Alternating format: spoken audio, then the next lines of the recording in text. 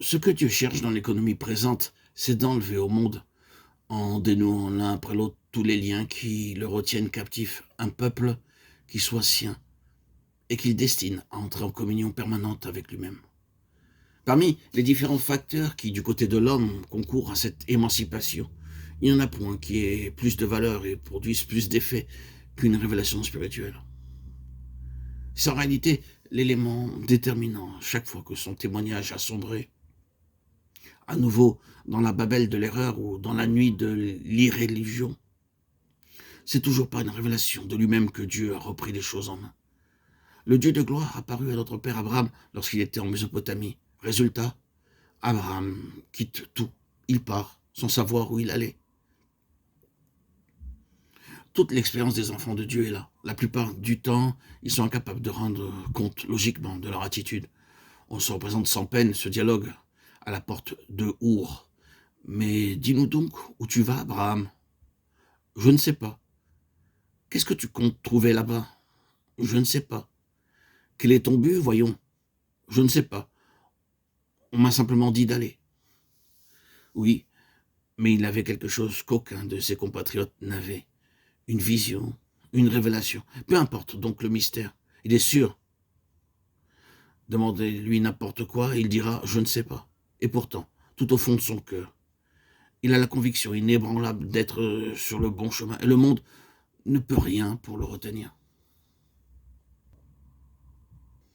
La venue de Christ avait pour but de donner à cet antagonisme entre Dieu et le monde, cet antagonisme latent entre Dieu et le monde, l'occasion de faire explosion, de déployer tous ses effets et de s'enregistrer une fois pour toutes dans l'histoire. La venue de Christ projeta en effet une lumière saisissante sur la réalité de cet antagonisme et le mit en relief d'une façon qui n'avait jamais eu ni précédent ni parallèle. Cette hostilité entre Dieu et le monde permet d'arracher de ce monde un instrument, l'Église, qui est son corps, qui devienne au beau milieu du monde et pendant toute l'économie une vivante expression de cet antagonisme entre Dieu et le monde. La présence des saints dans le monde produit les mêmes effets qu'avait produit la présence de Jésus. Elle provoque le monde à se montrer tel qu'il est. Elle force le mal qui se cache à paraître au grand jour. La présence des saints dans le monde est la condamnation du monde. La puissance de notre témoignage est tout entière là. La valeur de notre témoignage est déterminée par l'intensité du conflit auquel il donne lieu. Elle est proportionnelle à la virulence de l'antagonisme spirituel entre notre esprit et l'esprit du monde. Le peuple de Dieu est dans le monde pour enregistrer le choc entre l'esprit de Dieu et l'esprit du monde. La venue de Christ avait pour but de détruire chez tous ceux qu'il arracherait du monde la mort spirituelle, cette loi qui gouverne notre déchéance et qui est par excellence le point d'appui des puissances du mal. Ainsi placé, pour ainsi dire, entre le marteau et l'enclume, il ne serait impossible de tenir victorieusement le parti de Dieu si cette loi de la mort n'avait pas été préalablement détruite. La venue de Christ avait pour but d'introduire chez ceux qui rachèteraient du milieu du monde une loi d'opposition qui fasse intervenir un élément nouveau dans leur constitution même. Cette loi d'opposition, cette contre-affinité n'est autre que la vie céleste, la vie d'en haut, dans notre vie.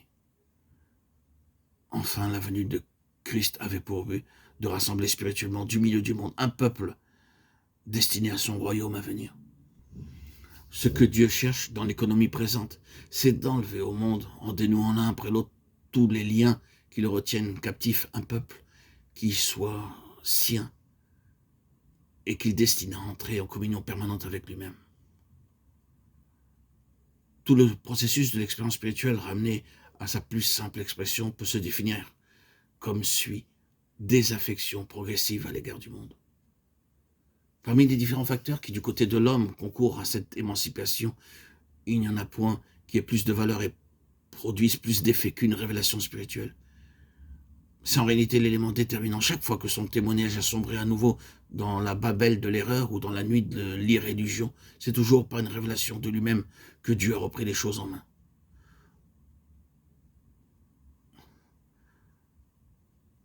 La mort, la résurrection et l'ascension de Christ d'une part, le don du Saint-Esprit d'autre part. Tels sont les facteurs fondamentaux de l'œuvre accomplie.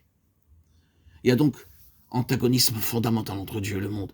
Et la vocation de l'Église, c'est d'être une parfaite représentation sur le plan collectif de cette grande vérité.